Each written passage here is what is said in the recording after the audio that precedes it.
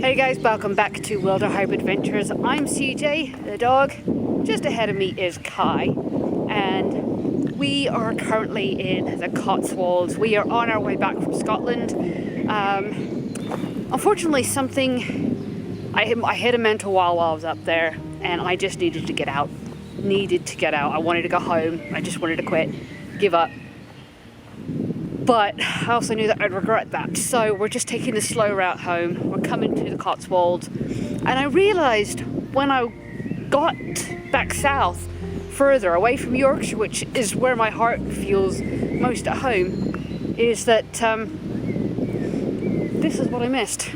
Trees. And I was driving earlier and the sun was out, and it's gone in now.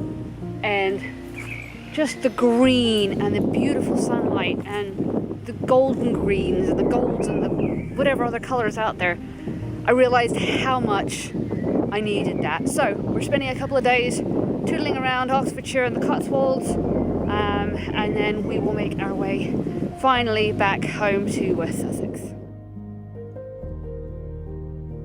Alright guys, so the first stop on our very short tour of the Cotswolds is this. It's Godstowe Nunnery, also known as Godstowe Abbey, which is a 12th century nunnery slash abbey that was built just outside of Oxfordshire, which is where we're at. So we're just going to take a quick look around, see what we can find here.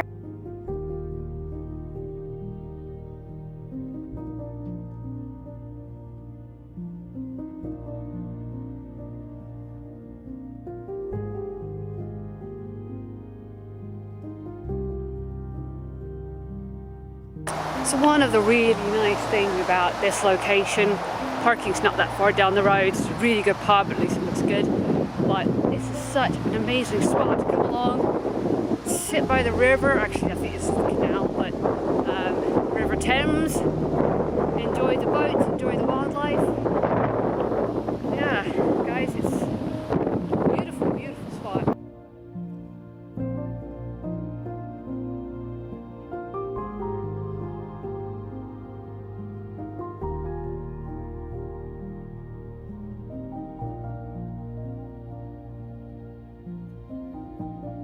Alright, so now where to? We're delving further into the Cotswolds, to another ancient construction, but it is quite a bit older than that. We're going to go check out the Rollright Stones.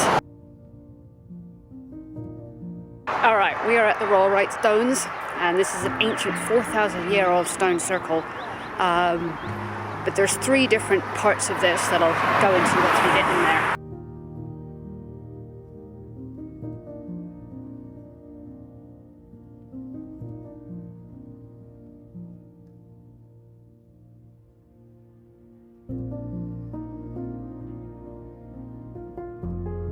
So the King's Men stone circle that you see behind me is about 2500 BC is when it dates to. It is made up of about 30 different stones. They're not regularly spaced or anything like that. And it's believed to have been some kind of ceremonial location, and it is one of many ancient sites in this immediate area. What we're going to go check out now are the Whispering Knights, which are just a little bit further down the road.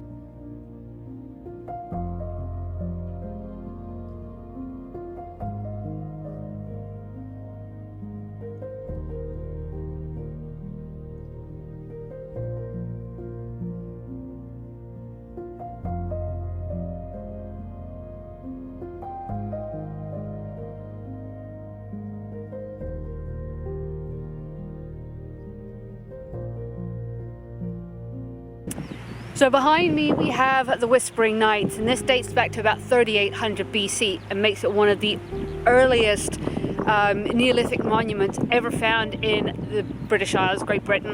What it's known as is a portal dolmen, which is where we see the 3 standing stones. And it gets the name Whispering Knights because it looks like 3 knights or 3 men huddled together, and the theory is that they were conspiring against their king. So I know a lot of these things don't seem particularly exciting, but the fact that these things are still standing 6,000 years later after they were put there says a lot about the longevity of some of these monuments and these burial chambers and how well they've lasted. And those rocks aren't small. They would have taken a lot of effort to move. So for me, when I come see these things, yeah, they might not look massive and dramatic like the things you see in Scotland, but it still puts us in touch with our ancestors and how they used to live.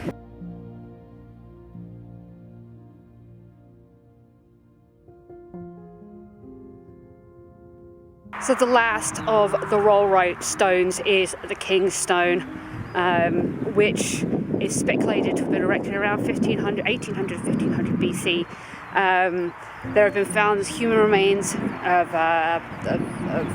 cremated remains here, so it is likely that this particular stone marked permanently an area of special interest, which is the cemetery.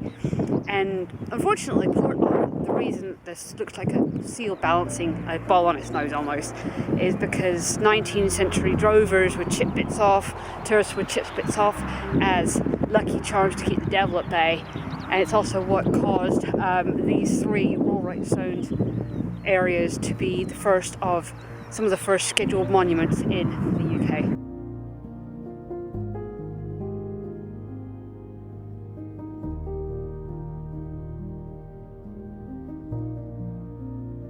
This is kind of cool, but we are going to head on to another ancient place. I think it's called St. Oswald's Church, and it was recommended to me by somebody back in the States who really wants to visit it. So I'm going to go check this out for her because it does look quite Middle-earthy, and we all know how much I love Middle-earth.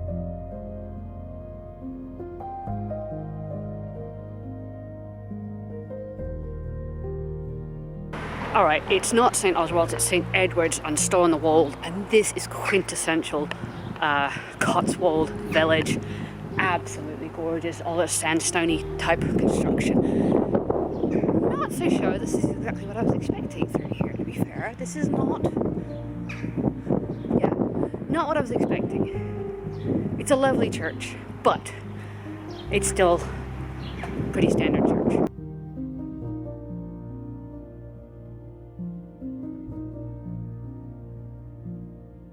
Aha, I've found the part that I was expecting, and it is this door right behind me. Two massive yew trees framing either side of the door. If that doesn't remind you of Rivendell, I don't know what does.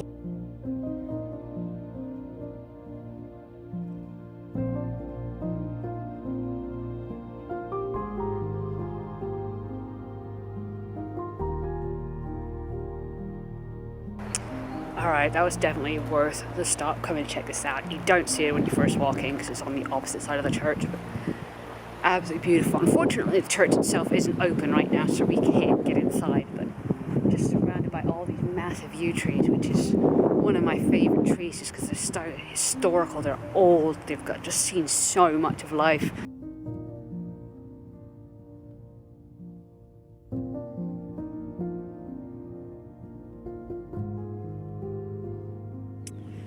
We're on our second to last stop for this video, and we are currently checking out the Uffington White Horse, which is a large, convoluted looking horse built into the chalk hillside of Gloucestershire, just outside of Swindon. But what a view we've got out here.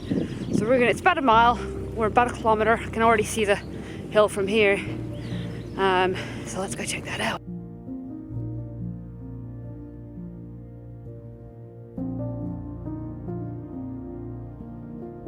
I think this would be a really nice spot to come and check out on a less windy day. Great place to probably bring a picnic, family on a hot summer's day. The problem with these beautiful white chalk sculptures in the hillsides is that you can only really see them from either a distance or from drone footage. And while I managed to get a little bit of drone footage, it's just too windy out. My drone couldn't handle it. So we have one more thing to go check out. It's called Wayland Smithy, and it also has some history to it.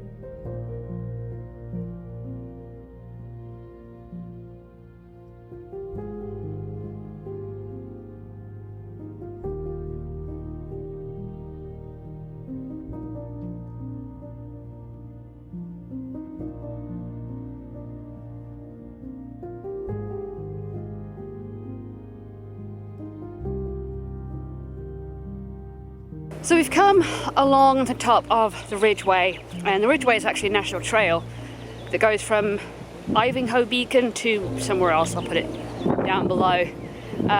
You can walk from the White Horse of Uffington. There's no reason you shouldn't do that if it's a nice day. But yeah, we're just taking about a half-kilometre walk from where we parked to check out Wayland Smithy.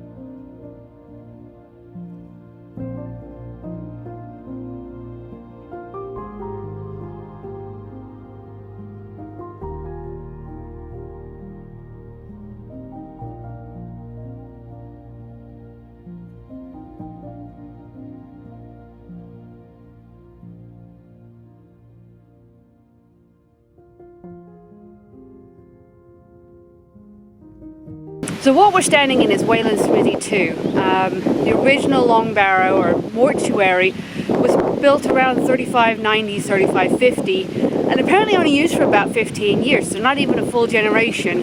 And it's unsure as to exactly why it was only used for such a short period of time, but there was evidence of at least 2 or 3 having had arrow injuries to the head or the body. There's a couple of children found in this area as well. So it was left for about 100 years, and then it was covered over with this big chalk mound. And from about 3490s, or 100 years later, the stone structure that you see now is what was built in its place. And again, it wasn't used for very long.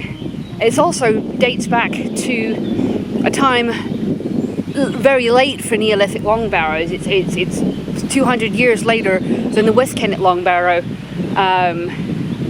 which was about 3500 or 3600. So they're not sure why this one was so late. But again, like I said, it was only used for less than 100 years, so maybe a couple of generations. But it's a massive long barrow. You can see it goes all the way towards the end of those trees over there. Definitely worth spending some time coming to check this out though.